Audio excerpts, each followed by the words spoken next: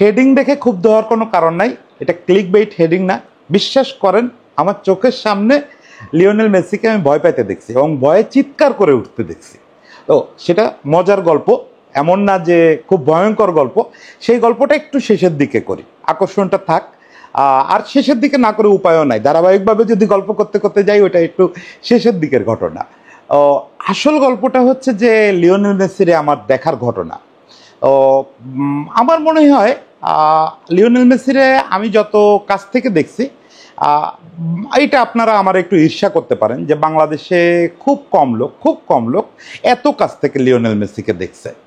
এটা সেটা নিশ্চয়ই বড় একটা কৃতিত্ব আমার সাংবাদিকতার কারণে লিওনেল মেসিকে একদম মানে হাত ছোঁয়া দূরত্ব থেকে, একটু বডিটা স্ট্রেস করলে ছুঁতেও পারতাম, এরকম একটা দূরত্ব থেকে মেসিকে দেখছি। তো সেই গল্পটা একটু শুরু থেকে বলি। আমি তখন সবে প্রথম আলো ছেড়ে সকালের খবর বলে একটা পত্রিকায় জয়েন করছিলাম। সকালের খবর বেশ বড় পত্রিকা হয়ে আসতেছে এরকম একটা প্রস্তুতি ছিল, সেখানে অনেক নাটকীয় ঘটনা ঘটলো। ওখানে আমার বস ছিলেন এম কায়সার, আমি তাকে এখনো বস বলে ডাকি।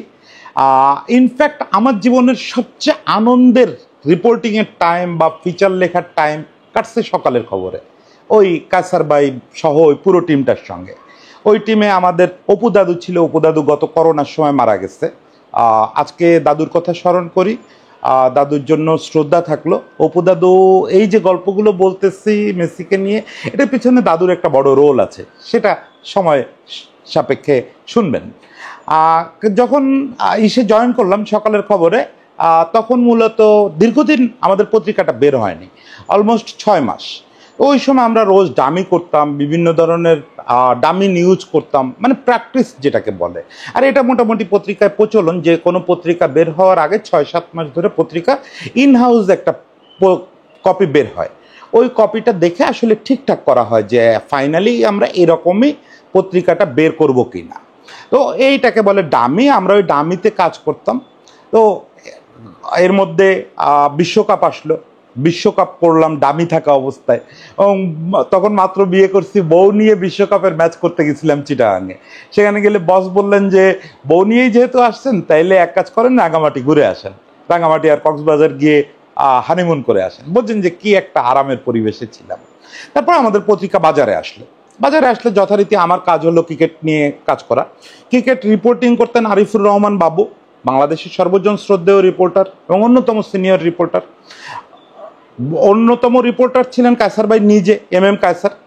আমার কাজ ছিল মূলত ফিচার রিপোর্টিং করা, যেটা আমি প্রথম আলোতে করতাম, ওখানেও আমাকে সেই কাজ দেওয়া হলো। তবে এখানে আমরা আরও বেশি ওয়াইড অ্যান্ড ওপেন পরিসরে করতাম।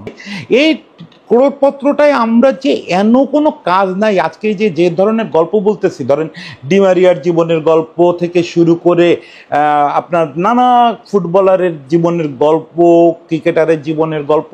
বাংলাদেশে আমরাই প্রথম একটা স্টোরি করছিলাম যে বাংলাদেশের সবচেয়ে ধনী স্পোর্টসম্যান কে, এটার একটা র্যাঙ্কিং করছিলাম।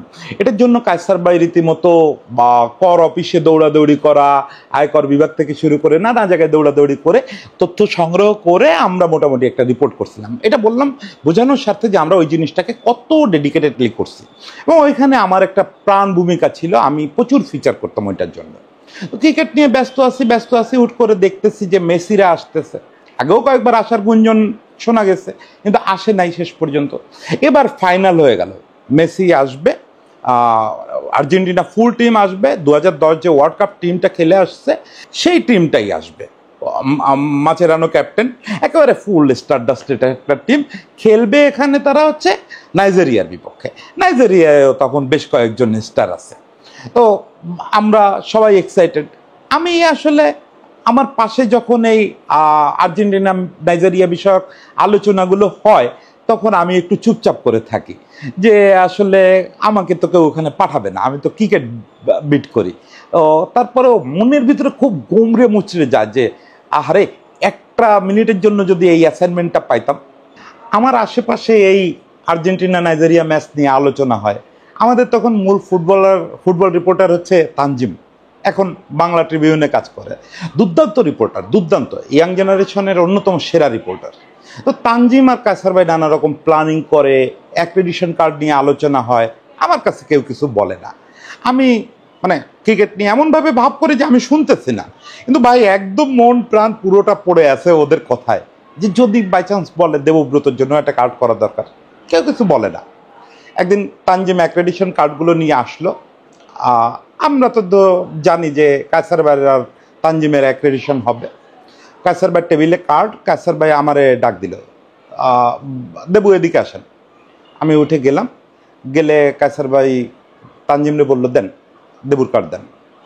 তো আমি হতভম্ব হয়ে কার্ড নিয়ে দাঁড়ায় আছি, একটা লেমিনেট করা কার্ড, সেটার ভিতরে আমার একটা ছবি বসানো, ছবি এরা কই থেকে দিচ্ছে জানি না, আমার ডিটেল সেখানে লেখা, আইডি ন্যাশনাল আইডি নাম্বার টাম্বার সহ একদম সব সেখানে বসানো। তো আমি খুবই সারপ্রাইজড।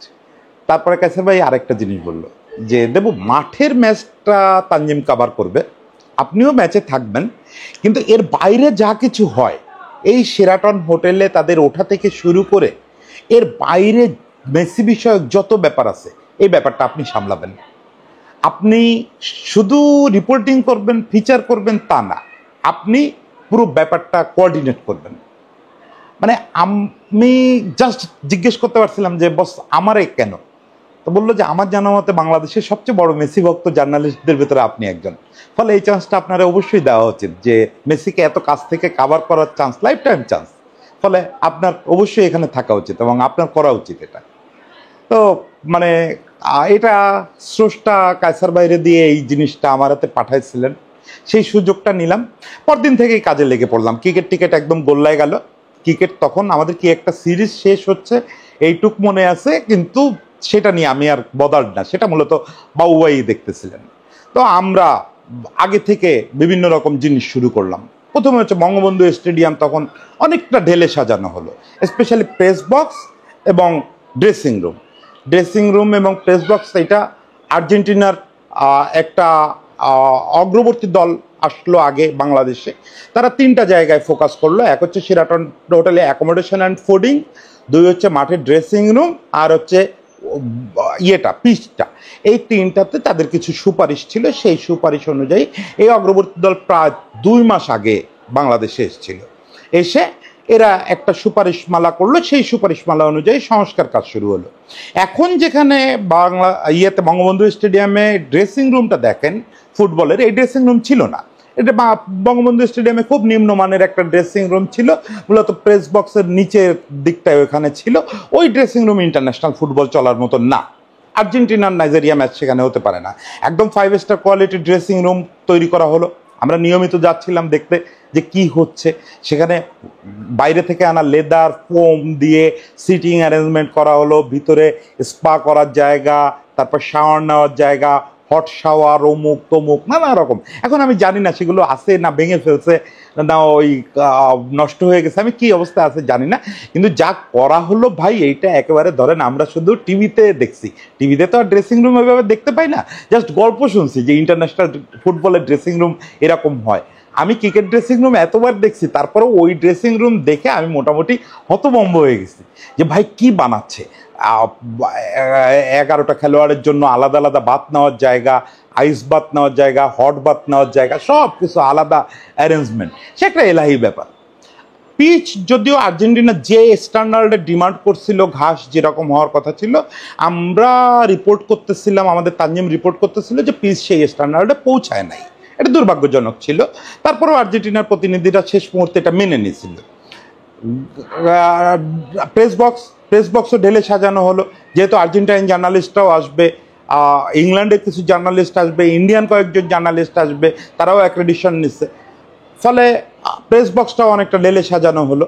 প্রেস বক্সও খুব আরামদায়ক হলো। আগে ফুটবল প্রেস বক্স ছিল একটা দায় সারা ব্যাপার, এবার বিলাসবহুল সব চেয়ার বসানো হলো, সামনের ডেস্কগুলো খুব ভালো করা হলো, সব মিলে প্রেস বক্সও ইন্টারন্যাশনাল স্ট্যান্ডার্ড।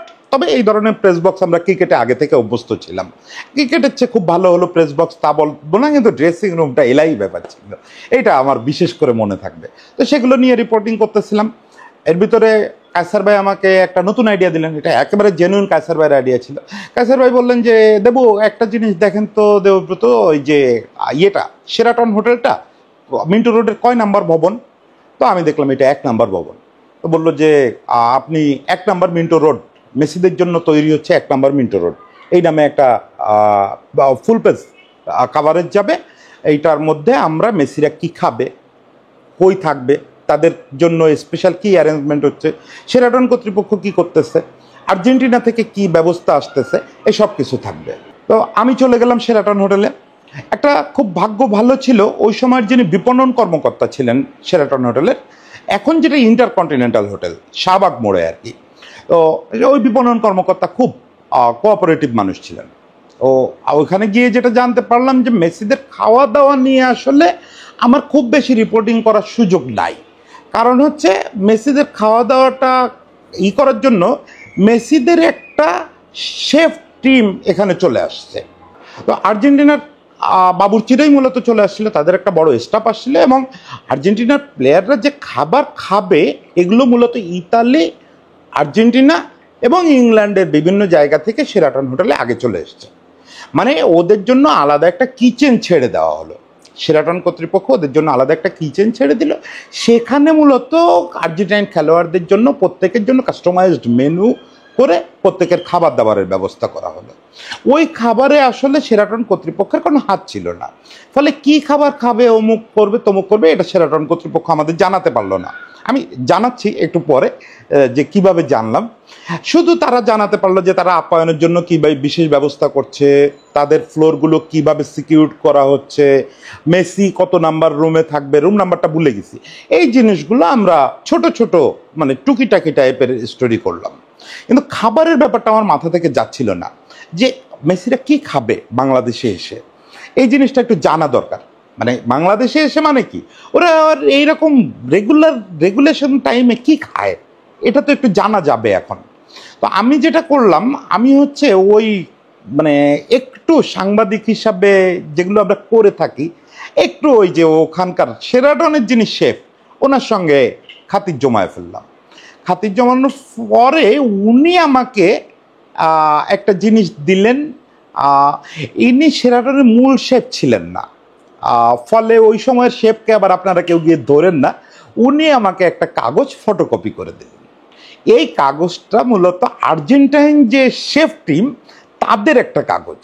সেই কাগজটাতে একদম ডিটেইল লেখা যে কোন বেলায় কে কোন খাবার খাবে, একদম মেসি কি খাবে, মাসচেরানো কি খাবে, জাভালেতা কি খাবে, প্রত্যেকটা ডিটেইল লেখা। এর বাইরে কিছু অপশনাল ফুড প্রত্যেক বেলায় থাকছে, কিন্তু ওদের কাস্টমাইজ ফুডটা কীরকম হয়। তো আমরা মোটামুটি এই জিনিসটা একদম ছেপে দিলাম। তো ভাই জানেন, এই খাবারের তালিকায় বেশিরভাগ জিনিস দেখলাম হচ্ছে স্ম্যাশড পটেটো, তারপরে স্ম্যাশড ব্রিঞ্জাল, এই টাইপের জিনিস, মানে বেগুন ভর্তা আলু ভর্তা টাইপের জিনিস, আর প্রচুর গরুর মাংস। প্রত্যেক বেলায় প্রত্যেকের ফুডিংয়ে প্রচুর গরুর মাংস আছে, এবং ওই ব্রিঞ্জাল, তারপরে আলু, এগুলো প্রচুর পরিমাণে, এবং হেলদি ফুড, প্রচুর সামুদ্রিক মাছ টাছ আছে। আজকে আর আমার ফুল লিস্ট মনে নাই, কেউ যদি সেই সময়ের সকালের খবরের কপি বের করতে পারেন ফুল লিস্টটা পেয়ে যাবেন। তো যাই হোক, এগুলো ওই মিন্টো রোড থেকে মানে শেরাটন থেকে আমরা এগুলো স্টোরি করলাম। এরপরে সেই দিনটা চলে আসলো। এখন আমার একটা ইচ্ছা ছিল যে আমি একদম বিমানবন্দর থেকে শুরু করে শেরাটন পর্যন্ত মেসিকে ফলো করব। কিন্তু কায়সার ভাই বললেন এবং সিকিউরিটি আমাদেরকে যেটা জানালো যে একদম ওদের বহরের সঙ্গে সঙ্গে সাংবাদিকদের গাড়ি মুভ করতে দেবে না, এবং ওদের বহর যখন শেরাটন হোটেলে ঢুকবে তখন সাংবাদিকদের গাড়ি গেটে আটকায় দিবে। ফলে মেসিরা যখন হেঁটে যাবে ওই দৃশ্যটা আর যারা এয়ারপোর্ট থেকে ফলো করবে তারা দেখতে পাবে না। এখন কায়সার ভাই আমরা বললো, চয়েস ইজ ইয়োর, আপনি কি এয়ারপোর্টে তারা দেখতে চান নাকি শেরাটন হোটেলে দেখতে চান? এয়ারপোর্টে কিন্তু একটা ঝামেলা আছে, এয়ারপোর্টে প্রচুর হাউখাউ থাকবে, ফুটবল ফেডারেশনের কর্মকর্তারা ওখানে ভিড় করে থাকবে, আপনি কাছ থেকে দেখতে পাবেন না। কিন্তু হোটেলে আপনাদের যে জায়গায় দাঁড়াতে দিবে একদম আপনাদের পাশ থেকে হেঁটে যাবে। তো আমি বললাম, বস আমি তাহলে হোটেলে থাকবো।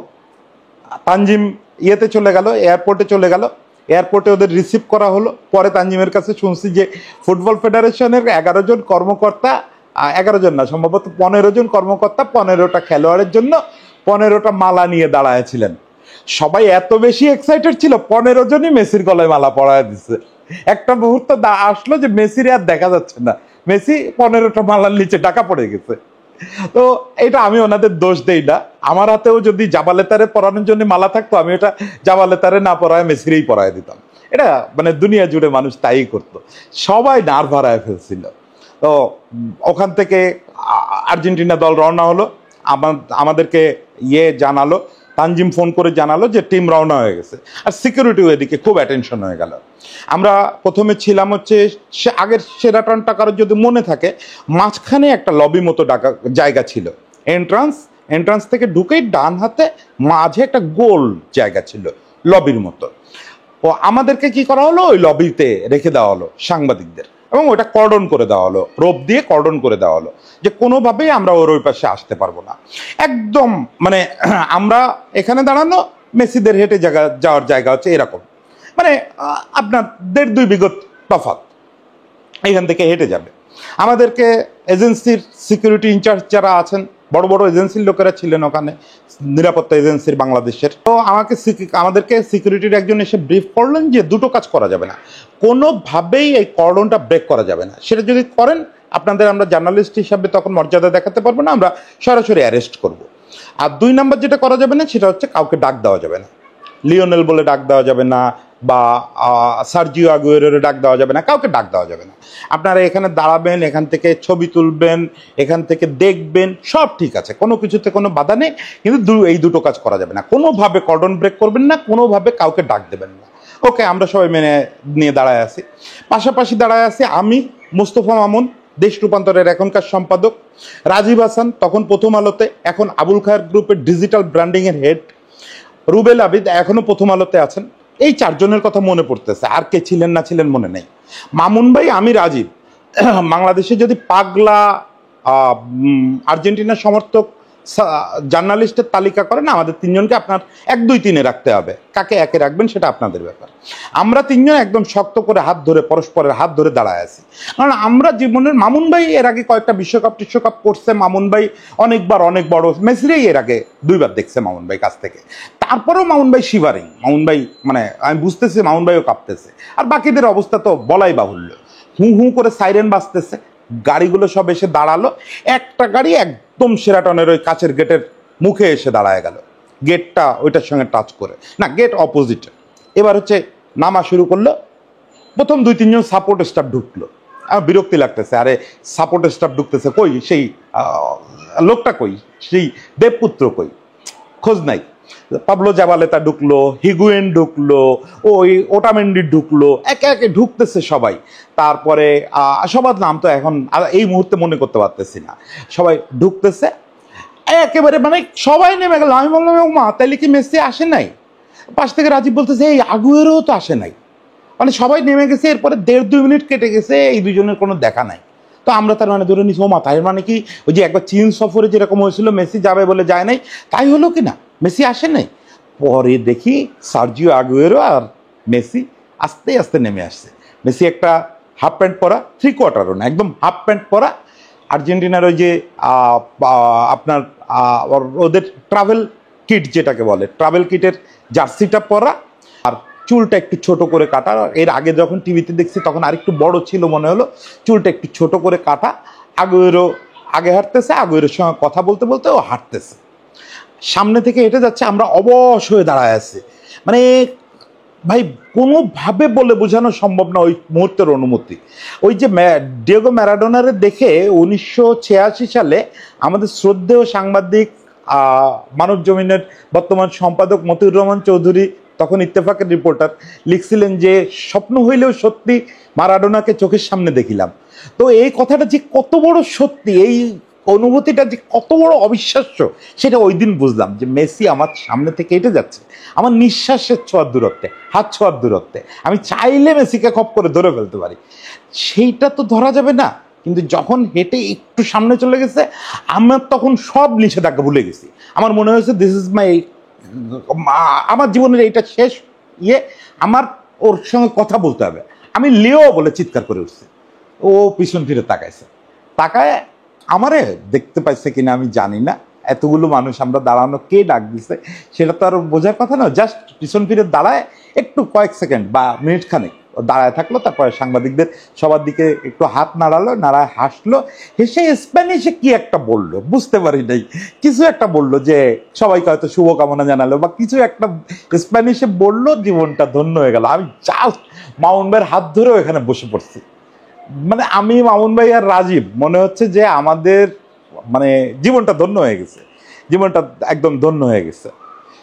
ও এই পর্ব ওইখানে শেষ হলো, কিন্তু বাকি রিপোর্টাররা ছোটাছুটি শুরু করলো, কারোর এদিকে যেতে হবে, কারোর ওদিকে যেতে হবে। কিন্তু কায়সার ভাই আমার উপরে নির্দেশনা ছিল যে মানে আপনি সেরাটনেই থাকবেন, যতক্ষণ আর্জেন্টিনা টিম সেরাটনে থাকবে ততক্ষণ আপনি সেরাটনে থাকবেন। তো আমি সেরাটনেই আছি। এখন আমার দায়িত্ব হচ্ছে খেয়াল রাখা যে ওদের জন্য ডেডিকেটেড যে লিফটগুলো আছে, 3টে লিফট সম্ভবত, এর কোনোটা থেকে আর্জেন্টিনার কেউ বেরোয় নাকি। যদিও আর্জেন্টিনার বেশিরভাগ খেলোয়াড় স্প্যানিশ ছাড়া বলে না, তারপরেও যদি কারোর মুখ থেকে একটা দুটো লাইন পাওয়া যায় তাহলে তো ভাই হেডলাইন হয়ে যাবে। একটা লাইন যে বাংলাদেশকে ভালোবাসি এই টাইপের কিছু একটা লাইন হলে হেডলাইন হয়ে যাবে, ফার্স্ট পেজের হেডলাইন হয়ে যাবে। এই আশায় দাঁড়ায় থাকলাম যে বিকালে নাস্তা করতে নামে কিনা বা লাঞ্চ করতে নামে কিনা। কেউ নামলো না, সারাদিন কেউ নামলো না। পরদিন বিকালে ওদের প্র্যাকটিস ছিল, আপনাদের মনে আছে বঙ্গবন্ধু স্টেডিয়ামে সেই প্র্যাকটিস কিন্তু টিকিট কেটে দেখতে হয়েছিল লোকজনের। আমি সকাল থেকে গিয়ে সেরাটনে দাঁড়ায় থাকলাম, সেরাটনে দাঁড়ায় আছি সকাল থেকে। এর ভিতরে কয়েকটা ফ্যামিলিরে আবিষ্কার করলাম, কয়েকটা ছেলেরে যারা সেরাটনে 1 সপ্তাহ আগে থেকে রুম ভাড়া করে সেরাটনে থাকতেছে শুধু মেসির কাছ থেকে দেখবে বলে। এবং তারা একসময় আবিষ্কার করছে যে এই 5 স্টার হোটেলের সিস্টেম আসলে ওই রকম না, এইখানে এক ফ্লোর থেকে আরেক ফ্লোরে চাইলেই যাওয়া যায় না। মেসিরা যে ফ্লোরগুলোতে থাকতেছে ওই ফ্লোরগুলো লক করা, ওই ফ্লোরগুলোতে যাওয়ার এন্ট্রি যে কার্ড, এই কার্ড শুধু ওদের কাছেই আছে, ফলে ওরা দেখতেও পারতেছে না। ওরাও এসে আমাদের মতো ওই আগের মতো আমাদের কর্ডন করে দেওয়া হলো লিফটের অপোজিটে, আমরা ওখানে কয়েকজন সাংবাদিক আর ওই লোকগুলো আমরা দাঁড়ায় আছি। এর ভিতরে একটা ফ্যামিলিও ছিল, ওই ফ্যামিলির একটা 7-8 বছরের বাচ্চাও ওখানে দাঁড়ায় ছিল। এইবার সেই গল্পটার জায়গায় চলে আসছি। এর মধ্যে সকালের দিকটায় প্রথমে এমনিতে ওরা রুমে থেকে নামতেছিলই না। আমরা রেস্টুরেন্টে জিজ্ঞেস করলাম, বললো যে ওরা রুমে খাবার খাচ্ছে, ওদের রুমের সঙ্গে প্রত্যেকের তো ডাইনিং স্পেস থাকে, ও রুমেই খাবার খাচ্ছে। একটু সিনিয়র যারা তারা হয়তো একসঙ্গে মিলে খাচ্ছে, কিন্তু রেস্টুরেন্টে আসতেছে না। সকালে হুট করে দেখলাম যে আপনার সম্ভবত প্যালাসিওস বা এরকম কেউ, আমি ঠিক মনে করতে পারি না, সে আর আগুয়েরো এরা দুজন নামছে, সম্ভবত ব্রেকফাস্ট করবে বা কিছু একটা করবে, রেস্টুরেন্টের দিকে যাচ্ছে। আমি আগুয়েরোরে ডাক দিলাম সার্জিও, তো সে ফিরে তাকালো, ফিরে তাকানোর পরে বললাম যে can I talk to you for a minute, এই টাইপের ভাঙা ভাঙা ইংরেজিতে বললাম। যেহেতু ইংলিশ লিগ খেলতেছে, তখন সিটিতে খেলে, হ্যাঁ তখন তো সিটিতেই খেলে, তাহলে তো ইংরেজি ওর একটু পারার কথা।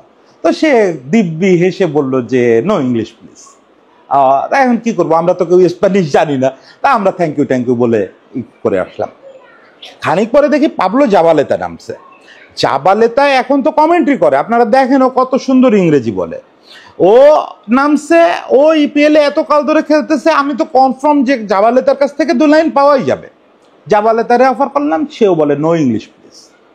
এই জিনিসটা আমি কোনো একদিন হয়তো আলোচনা করব যে স্পোর্টসম্যানরা এবং বিজ্ঞানীরা কিভাবে তার ভাষার শ্রেষ্ঠত্ব অর্জন করায়। দেখেন জাবালেতা, আগুয়েরো, ইনক্লুডিং মেসি, এরা সবাই ইংলিশে কথা বলতে পারে, খুব ভালো কথা বলতে পারে, কিন্তু কখনো বলে না, কখনো কোনো প্রেসের সামনে এরা ইংরেজিতে কথা বলে না। জাবালেতায় এখন প্রফেশন হিসাবে কমেন্ট্রিকে নিচ্ছে বলে ইংলিশে কথা বলে, কিন্তু এরা খেলোয়াড় থাকতে কেউ কখনো কথা বলতো না। এটার কারণ কি, এটা হচ্ছে তাদের মাতৃভাষাকে তারা সমুন্নত রাখতে চায়, যে তোমার যদি আমার সঙ্গে কথা বলতে হয় তাহলে স্প্যানিশ বুঝে আসো, এসে তারপরে কথা বলবে। সেই স্প্যানিশ বোঝার গল্পও বলতেছে। আজকের পর্বটা কিন্তু একটু বড় হবে ভাই, রাগ করেন না। এরপরে যেটা ঘটলো, লাঞ্চের পরে মানে দুপুরের পর হচ্ছে আর্জেন্টিনার দল বঙ্গবন্ধু স্টেডিয়ামে প্র্যাকটিসে মুভ করবে। আমারও পত্রিকা অফিসের গাড়ি আছে, ওদের বাসের পেছন পেছন যাব। তো হাল ছেড়ে দিছি যে মেসিরে আর এখানে দেখা যাবে না। কিন্তু লাঞ্চের একটু পরে হুট করে একটা লিফট খুলে গেল, দেখি সুদর্শন মেসি।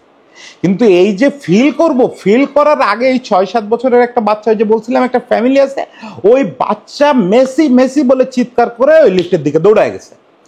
দৌড়ায় গেলে মেসি আটকে উঠে ও সঙ্গে সঙ্গে লিফট আটকায় দিছে। ও চিৎকার করে উঠছে, মেসিও চিৎকার করে উঠছে, ভয়তে চিৎকার করে উঠছে। ওই যে বললাম সে ভয় পাওয়ার ঘটনা, হচ্ছে সেই ভয় পাওয়ার ঘটনা। মেসি ভয়ে লিফট আটকায় দিছে।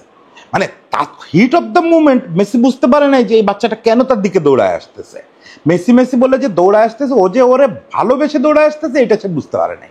এখন বাচ্চাটাও খুব অপ্রস্তুত হয়েছে, এর মধ্যে সিকিউরিটির চারিপাশ থেকে ছুটে আসছে, বিভিন্ন এজেন্সির লোকজন ছুটে আসছে, ওই বাচ্চার বাপ মারে খুব করতেছে যে কি কাজ করলেন আপনারা, বাচ্চারা ছেড়ে দিলেন। মেসি উঠে যেতে বাধ্য হলো, এখন আপনাদের আইনের হাতে দেই অমুক তমুক। একটু পরে খুবই ইন্টারেস্টিং ব্যাপার, আবার লিফটটা নেমে আসলো এবং লিফট থেকে আবার মেসি বেরোয় আসছে। এবার মেসির সঙ্গে একজন অপরিচিত লোক, মেসি এসে ওই বাচ্চাটাকে দেখায় দিল। সেই অপরিচিত ভদ্রলোক বাংলায় বাচ্চাটাকে ডাক দিল যে এই বাবু তুমি এদিকে আসো। তারপর মেসি কাছে গেলে মাথায় হাত বুলায় দিল। তারপর ওই লোকটা বাচ্চাটাকে বলল যে মেসি তোমাকে বলতেছে যে সে আগের বার না বুঝে ভয় পাইছিল, কিন্তু ভয় পাওয়ার কিছু নেই, তুমিও যেমন মেসিকে ভালোবাসো মেসিও তোমাকে ভালোবাসে। দুজন জড়ায় ধরলো পরস্পরে, লোকেরা ছবি তুললো, তার ফ্যামিলি ছবি তুললো, ওরা দুজন একসঙ্গে ছবি তুললো। আমার মনে হচ্ছিল আহারে বাচ্চাটা যদি আমি হইতাম। তো সেই সুযোগ তো আর পাওয়া যায় না। মেসি বাচ্চাটার সঙ্গে খুব সুন্দর ব্যবহার করে আবার ওই রেস্টুরেন্টের দিকে চলে গেল। এই হচ্ছে মেসিকে সবচেয়ে কাছ থেকে দেখার দুটো এক্সপিরিয়েন্স। এরপরে একটা জিনিস, ওই দিন প্র্যাকটিস শেষে প্রেস কনফারেন্সে আসলেন সাবেইয়া, কোচ সাবেইয়া আসলেন। সাবেইয়া দোভাষী হিসাবে আমাদের এখানকার একজন বিশ্ববিদ্যালয়ের শিক্ষক যিনি স্প্যানিশ জানেন, ওনাকে রাখা হলো। পরে দেখা গেল যে সাবেইয়া যা বলতেছেন তার অর্ধেকের বেশি উনি বুঝতেছেন না। ওই ভদ্রলোক পরে, ওই শিক্ষক ভদ্রলোক পরে আমাদের সঙ্গে বললেন যে উনি জানেন আসলে স্পেনের স্প্যানিশ, আর আর্জেন্টাইনরা যে স্প্যানিশ বলে ওই স্প্যানিশ ডিফারেন্ট, এই দুটো স্প্যানিশ এক না। যেমন আমাদের বাংলা আর চিটাগাংয়ের বাংলা বা সিলেটের বাংলার ভেতরে একটা পার্থক্য আছে না, ওরকম একটা পার্থক্য আছে। দুটোই স্প্যানিশ বাট বেশ ডিফারেন্ট, একটা জানলেই আরেকটা বোঝা যায় না। ফলে সাবেইয়ার কথাবার্তা অর্ধেক বোঝা গেল, অর্ধেক বোঝা গেল না। কিন্তু সবার তো আগ্রহ আসলে মেসিরে নিয়ে। ও ওই দিন প্র্যাকটিসে সবাই গেলাম। প্র্যাকটিসের একটা জিনিস, প্র্যাকটিসে মেসির যখনই দৌড় দেয় তখনই লোকজন সবাই হই হই করে উঠতেছে, মনে হচ্ছে এতেই টাকা উসুল হয়ে যাচ্ছে। প্র্যাকটিসের দিন এমনভাবে মেসিরে দেখতেছিলাম, প্রেস বক্সে বসিনি, এসে সিঁড়ির উপর দাঁড়ায়ছিলাম যে আরেকটু যদি কাছ থেকে দেখা যায়। ওই দিন তামিম আর সাকিবের ক্যাপ্টেন্সি ভাইস ক্যাপ্টেন্সি গেছিল, এটা মনে আছে। সাকিব ক্যাপ্টেন ছিল, তামিম ভাইস ক্যাপ্টেন ছিল। ওই দিন দুইজনকে একসঙ্গে স্যাক করা হয়েছিল। ওই খবর কে যেন ফোন করে কায়সার ভাইরে বললো, কায়সার ভাই সবসময় একটু স্ল্যাং ইউজ করে, একটা স্ল্যাং ইউজ করে বললো এই খবরের এখন টাইম আছে, সামনে মেসি দৌড়াচ্ছে। আসলেই তাই, তখন আমাদের কাছে ওই খবরেরও মূল্য নাই। পরদিন ম্যাচ, নাইজেরিয়া আর্জেন্টিনা ম্যাচ, একেবারে ডি মারিয়া, আগুয়েরো, ফুল আর্জেন্টিনা টিম, আর নাইজেরিয়ারও ফুল টিম। ওবি মিকেলের কথা ভুলে গেছিলাম, ওবি মিকেলের প্রেস কনফারেন্সের কথাও বলবো। নাইজেরিয়ার ক্যাপ্টেন ওবি মিকেল চেলসিতে খেলে, সেও বড় সুপারস্টার। তো ম্যাচ এর কিছুদিন আগে নাইজেরিয়া এবং নাইজেরিয়া ম্যাচ হয়েছিল, যেটাতে নাইজেরিয়া জিতছিল। এই ম্যাচে আপনাদের মনে আছে, এই ম্যাচে আর্জেন্টিনা জিতলো। সেটা ইম্পর্টেন্ট না, ইম্পর্টেন্ট হচ্ছে মেসি একটা দৌড় দিছিল, ঠিক গেটাফের মতো। গেটাফের বিপক্ষে যেমন 6 জনের কাটায় যে গোলটা দিছিল, ওই দৌড়টার মতো নিজেদের ডিফেন্সে বল রিসিভ করলো কার কাছ থেকে, করে 5-6 জনের নিয়ে গেল। ফাইনাল ডেলিভারি যখন দেবে তার আগে ওরা 3 জনে এইভাবে ধরছে, তাও সে জাস্ট ওভারটেক করে শটটা নিল। কিন্তু ওই সময় নাইজেরিয়ার যে কিপারটা ছিল, নাম মনে নেই, আপনাদের মনে হয় মনে থাকার কথা। ওই যে 2010 বিশ্বকাপে কিন্তু বেশ কিছু শট সেভ করছিল ওই কিপারটা। তো যাই হোক, মানে ওই কিপারটার মধ্যে একটা কিছু বর করছিল, যাই হোক সেটা আলাদা ব্যাপার। তো মানে ওই দিনও সেই দুর্দান্ত শটটাও ঠেকায় দিল। এরপরে ডি মারিয়া পরে সেটারে টোকা দিয়ে জালে ঢুকায় দিচ্ছিল। এরপরে প্রেস কনফারেন্স, আমরা থরথর করে উত্তেজনায় কাঁপতেছি, কারণ লাস্ট প্রেস কনফারেন্সে মেসির আসার কথা। মেসি আসবে, প্রথমে জন ওবি মিকেল আসলো নাইজেরিয়ার হয়ে। ওবি মিকেলের সঙ্গে অনেক রসিকতা হলো, বিশেষ করে ওবি মিকেল আর হচ্ছে আপনার মেসি হচ্ছে খুব ভালো বন্ধু। দুইজন দুই দেশের দুই লিগের হলেও ওদের ভালো একটা ফ্রেন্ডশিপ আছে। এটা কারণ হচ্ছে ওরা মোটামুটি আন্ডার 13 থেকে পরস্পরের সঙ্গে বহুবার খেলছে, বহুবার অলিম্পিকে ভিলেজে একসঙ্গে থাকছে, পাশাপাশি হোটেলে থাকছে। মেসি আর ওর বেড়ে ওঠা একই সঙ্গে। ওবি মিকেল আন্ডার 17 ওয়ার্ল্ড কাপে আর্জেন্টিনার বিপক্ষে খেলছে। 2008 অলিম্পিকের ফাইনালেও নাইজেরিয়ার সঙ্গে যখন খেলা হয় তখনও মেসির এগেনস্টে সে খেলছে। তো ওই দিন প্রেস কনফারেন্সে আসার পরে ওবি মিকেলকে বলা হচ্ছিল যে তোমার কেমন লাগতেছে বাংলাদেশে এসে। ও হেসে বলল যে মেসি ছাড়া এই দুই দলে আর কোনো স্টার আছে তো বলে মনে হচ্ছে না। এইখানে যে English league, Spanish league, French লিগের এত আরো দামি কতগুলো স্টার আছে, আমার কথা বাদ দেন, আমি ধরেন কেউ না, তারপরে বাকিদেরও তো কাউরে টের পাওয়া যাচ্ছে না, সবাই শুধু লিও লিও লিও লিও করতেছে। মানে বুঝলাম যে সে নিজেও খুব মজা নিচ্ছে। পরে আবার সাবেইয়া আসলো প্রেস কনফারেন্সে, আসলো না, মেসি আসলো না। তো এটা খুব দুঃখজনক ছিল। তো শেষ পর্যন্ত আমরা দুঃখ নিয়েই ফিরলাম যে মেসির প্রেস কনফারেন্স দেখা হলো না। পরদিন ভোরবেলায় গিয়ে আবার হোটেলে গিয়ে দাঁড়ালাম, আবার সেই কর্ডনের ভিতর দাঁড়ালাম, আবার সেই সকালবেলায় আমাদের সামনে থেকে দেবদূত হেঁটে চলে গেল। বাসে ওঠার পরে কর্ডন থেকে বেরোয় আসছে, সিকিউরিটির লোকেরা আর বাধা দিল না, একদম বাসের জানলার কাছে গিয়ে দাঁড়াইছে যে যদি আরেকবার দেখা যায়, আরেকবার দেখা যায়। মেসি জানলার কাছে একটা সিটে ছিল, নিজে পর্দাটা সরায় সবার উদ্দেশ্যে আরেকবার হাত নাড়ালো, এরকম ভাবে বললো বিদায়। আমিও বলি বিদায়, বিদায়, সবাইকে বিদায়, আজকের মতো সবাই ভালো থাকবেন।